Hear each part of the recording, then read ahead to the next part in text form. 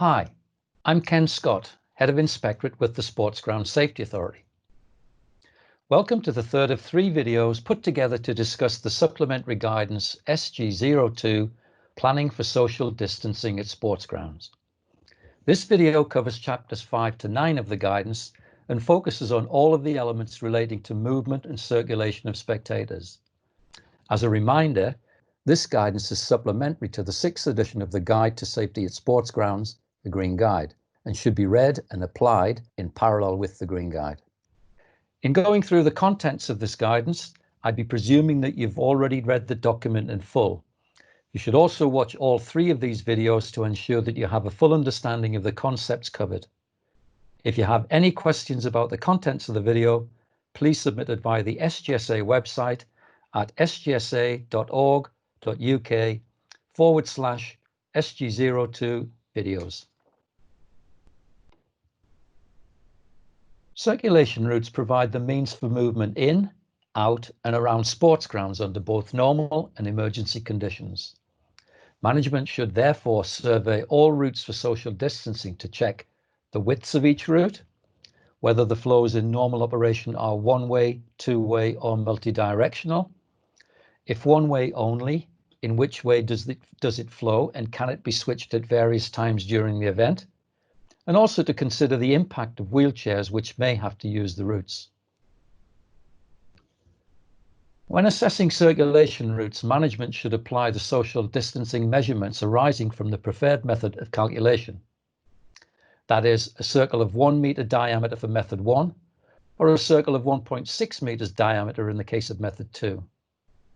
Under method 1, any route that is less than 1.6 meters in width will be suitable only for one-way flow at any one time.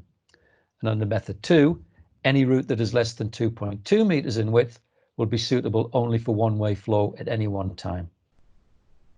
Management should bear in mind that owing to the need for people to regulate their pace in order to maintain social distancing, rates of flow will be slower than under standard operational conditions. It will not be appropriate to apply the standard flow rate measurement of people per meter width per minute. Rather, the flow rate should be measured in terms of people per channel per minute. This is because under social distancing, the flow rate for a one-way flow will be the same for any circulation route measuring between 1.1 meters and 1.6 meters in width if applying method 1, or measuring between 1.1 meters and 2.2 meters in width if applying method 2.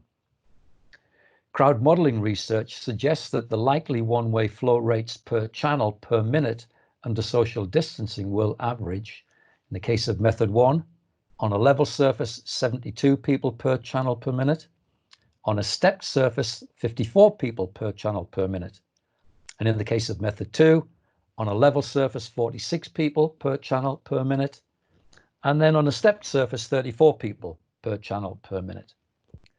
These figures compare with the maximum rates used for calculation purposes under standard operational conditions of 82 people per meter width per minute for level surfaces and 66 people per meter width per minute for stepped surfaces. Clearly, these slower flow rates and the need for the flow to be restricted to channels will have a considerable impact on the management of circulation routes and on the time it takes for spectators to pass through an exit route. Circulation routes may need to be managed differently to allow for social distancing. For example, separation methods to create each channel could be achieved by floor markings, by barriers, railings, or even where appropriate full-height partitions, prominent signage illuminated where necessary, stewards stationed in strategic positions that allow them to separate crowds yet at the same time avoid breaches of social distancing, targeted public address announcements, or closed-circuit television monitoring. Before using control measures or providing separating elements, the impact of these on wheelchair users should be, if applicable, considered. Managing flow rates and directional flow is important in the calculation of ingress and exit times. Slow-moving lines of people and any congestion that results could give rise to considerable unease. It will therefore be necessary for management to assess whether flow rates are adequate, and if not, to identify ways to improve the flow, such as switching directional flows, limiting the numbers passing through a given point at any given time, redirecting spectators along different routes. Alternatively, some routes might be managed in such a way that access at the start of the route is limited by numbers, or access is limited to specific groups of spectators, for example, those seated in one block, or access is controlled by confining entry to specific time slots. Management should also be aware of the potential effects that social distancing might have on the arrival and departure patterns of spectators, and how standard operational procedures within the ground might have to be adjusted accordingly. Although the routes or areas that make up Zone X do not, in most locations, fall within the jurisdiction of ground management, they will either be part of the public realm or under private ownership. They are nevertheless key to the safe and secure arrival and departure of spectators. Clearly, the effects of social distancing on movement to and from and within Zone X will differ from ground to ground. Some of the issues that might arise could be a reduction in local public transport capacity, which might require more spectators to arrive earlier than usual, or maybe more spectators to travel by private transport. It may be the closing of routes through Zone X requires spectators to change their usual event day routines, or that require changes to drop-off or pick-up points, or even the need to admit spectators earlier in order to avoid large gatherings in public areas. And also perhaps the need to encourage spectators to remain in their seats or places at the end of the event in order to manage a coordinated egress and passage through Zone X. It's therefore vital that planning for the movement of people through Zone X under social distancing involves the input of all relevant external organisations, including public transport service providers. A key step in the process of calculating the final capacity of a ground or a section of the ground is the calculation of the ground's entry capacity. Even though the number of spectators admitted to the ground will be considerably lower than usual under social distancing, the entry capacity will still need to be reassessed. This is because once social distancing measures are implemented, it's likely that rates of entry will fall due to the extra time possibly needed to screen and search each person before entering for the purposes of health monitoring and/or security, or the possible need to close certain entry points in order to allow for social distancing, or maybe the introduction of alternative and/or familiar ticket checking procedures, or even the slower flow rates arising from social distancing. Therefore, in order to recalculate the entry capacity, management will need to review both the rate of entry and the time period used for calculation purposes. In order to achieve adequate rates of entry, management should consider making all ticket sales contactless in advance of the event day, issuing contactless cards or contactless tickets, when screening individuals for security purposes using screening devices rather than personnel, requiring ticket holders to start queuing for entry during specified time slots, training and briefing stewards to manage the flow of people as they approach entry points to the sports ground, or communicating information on entry procedures in a clear and consistent manner. Vertical circulation routes consist of stairways, radial gangways, ramps, lifts, and escalators. Under Method 1, any route that is less than 1.6 meters in width will be suitable only for one-way flow at any one time. And under Method 2, any route that is less than 2.2 meters in width will only be suitable for one-way flow at any one time. Where the width of stairways and/or radial gangways is insufficient, management could confine the flow to one direction only at all times, or switch the flow to the opposite direction only at specified times, for example, by maintaining flow upwards during ingress or downwards during egress, or alternatively introduce control measures that allow the direction of flow to switch as and when the demand requires. Managing directional flow is of particular importance in relation to vertical circulation because it plays such a key part in facilitating the free flow of spectators during ingress and egress. And also because during the course of an event, it's recognized that spectators will need to enter or leave areas of the viewing accommodation and enter a radial gangway. In order to reduce such movements to the minimum under social distancing, management might consider one of the following control measures. Inform ticket holders in advance that they should make all possible efforts to avoid leaving their seat or place during an event. Inform ticket holders in advance that movement in and out of seats or places will be permitted only during specified times during the event. Or to introduce control measures that allow the direction of flow on the radial gangway to switch as and when the demand requires. Regardless of whether the flow is one-way or two-way, at peak times further controls might also be necessary at both the head and the foot of stairways to ensure that as spectators merge into other horizontal circulation routes, social distancing is not compromised. This chapter provides guidance on social distancing in concourses and vomitories, both of which serve as integral elements to the ground circulation system at different stages during an event. The guidance emphasizes that the design and layout of a concourse area, most importantly its available floor area, is a critical factor in the calculation of a socially distanced capacity for that section of the ground served by the concourse. This introduction of a concourse capacity assessment into the equation is a significant variation from the standard method of calculating final capacities and should be borne in mind when reading this chapter. A concourse is defined as an area covered or uncovered that provides direct access to and from viewing accommodation via stairways, ramps, vomitories, or level passageways, and serves as a milling area for spectators for the purposes of refreshment and entertainment, and/or provides access to toilet facilities. And it may also form part of the ingress and egress systems of the ground. Even though the numbers of spectators in attendance will be considerably reduced under social distancing, management must still demonstrate its ability to maintain social distancing. Why do concourse densities still have to be monitored and controlled when attendance numbers are lower? Well, the guidance compares typical optimum density levels on concourses in standard operational mode with those resulting from social distancing set at 1 meter, depending on which method of measuring social distances is used. Using method 1, for the purposes of calculation, spectators in a concourse will be allocated a socially distanced square space of 1 square meter per person. This equates to a density of 10 persons per 10 square meters. Using method 2 for the purposes of calculation, spectators in a concourse will be allocated a socially distanced square space of 2.6 square meters per person. This equates to a density of approximately 4 persons per 10 square meters. Control measures on concourses to maintain social distancing is a very important section of the guidance.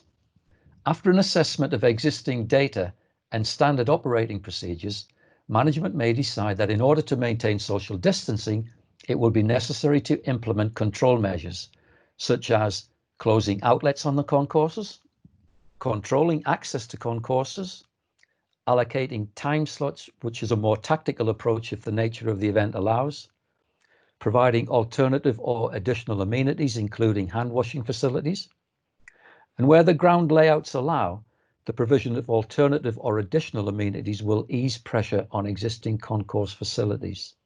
For example, it's likely that spectators will spend longer in toilet areas owing to the need to wash their hands thoroughly, as recommended by public health authorities to prevent the spread of COVID-19.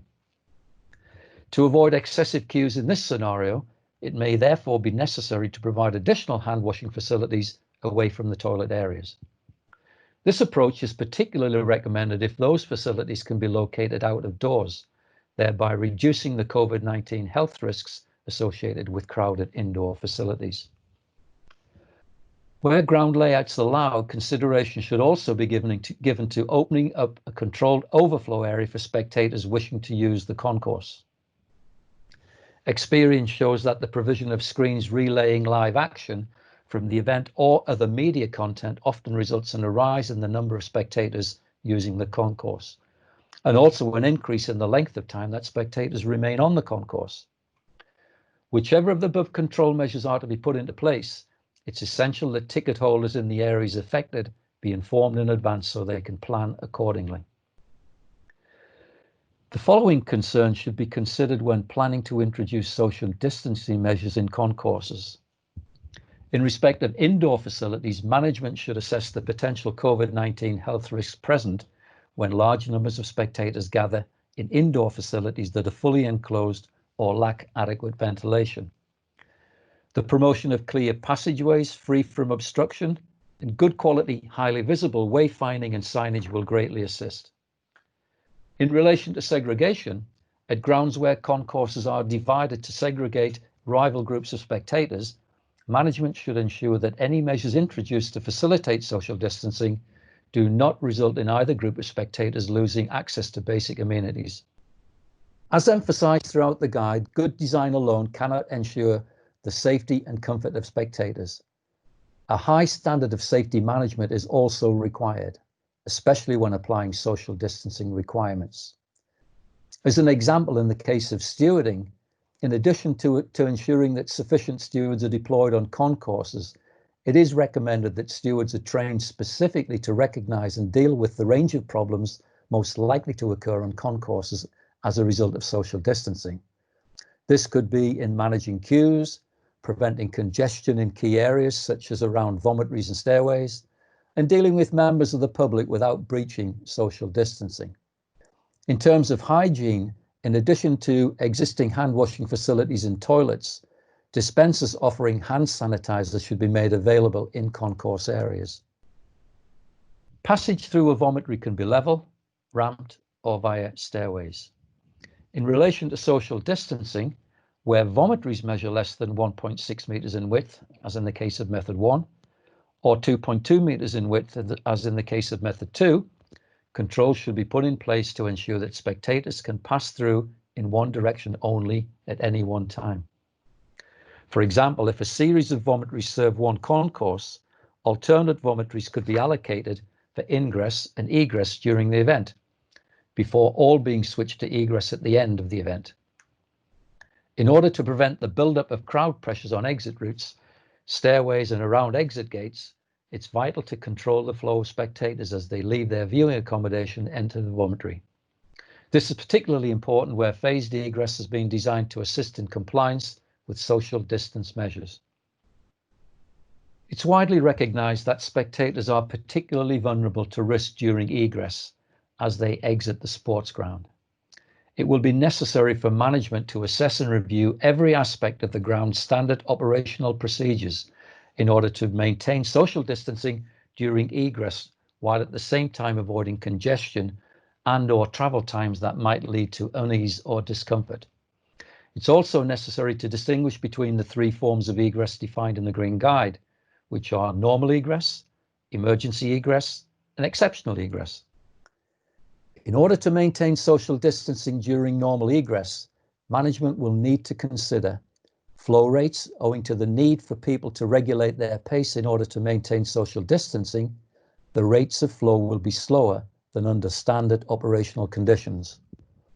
And so for method 1, based on a 1 meter circle, on a level surface, the rate will be 72 people per channel per minute. On a stepped surface, 54 people per channel per minute. And in the case of method 2, based on a 1.6 meter circle, on a level surface, 46 people per channel per minute. And on a stepped surface, 34 people per channel per minute. This compares with the maximum rates used for calculation purposes under standard operational conditions of 82 people per minute for level surfaces and 66 people per minute for stepped surfaces. Clearly, this slower flow rate will have a considerable impact on the management of exit routes and on the time it takes for spectators to pass through an exit route. The guide states that under normal egress conditions, for the purposes of calculation, it should take no more than 8 minutes for a spectator to proceed from their seat or place within the viewing accommodation and reach the start of a free-flowing exit route, for example, a vomitory. This 8-minute recommendation is known as the Zone 2 travel time. It is recognised that it may not be possible to adhere to the 8-minute requirement under social distancing. Management should still monitor Zone 2 travel times once social distancing is in place and assess whether any additional measures may be necessary to avoid unease or discomfort among spectators waiting to enter the exit system.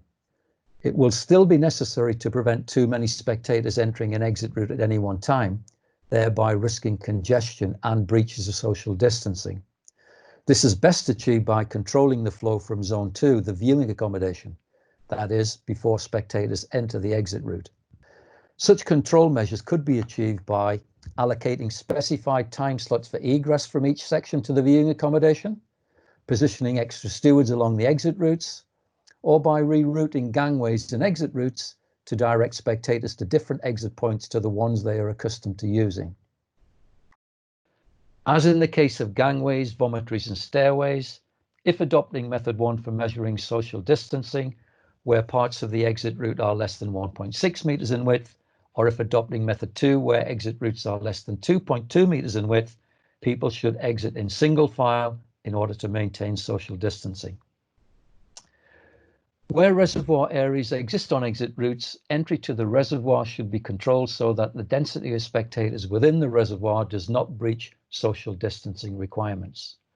Where possible to maintain social distancing, management might wish to create additional exit routes and exit points in order to reduce exit times and ease pressure on existing routes. For example, at some sports grounds, it might be possible to open gates offering access to the pitch or area of activity in order to assist the flow of spectators as they exit. Management must also ensure that all exit routes are clearly identifiable in both normal and emergency conditions, and in addition must inform all spectators in advance of any new exit procedures in place and make it clear that these arrangements are mandatory and not optional. Management should also ensure that all standard operational procedures for the egress of disabled spectators under normal conditions are reviewed and, if necessary, adapted to meet the requirements of social distancing. If, because of the nature of the emergency or incident, it's necessary to carry a person up or down an escape stair, then the appropriate PPE for the stewards whose duties include this carry-down process should be provided. And finally, we will be holding dedicated webinars on the guidance at the start of September, and there will also be a training course available. If you haven't already done so, please register your interest on our website at the address shown on the screen. Thank you for watching.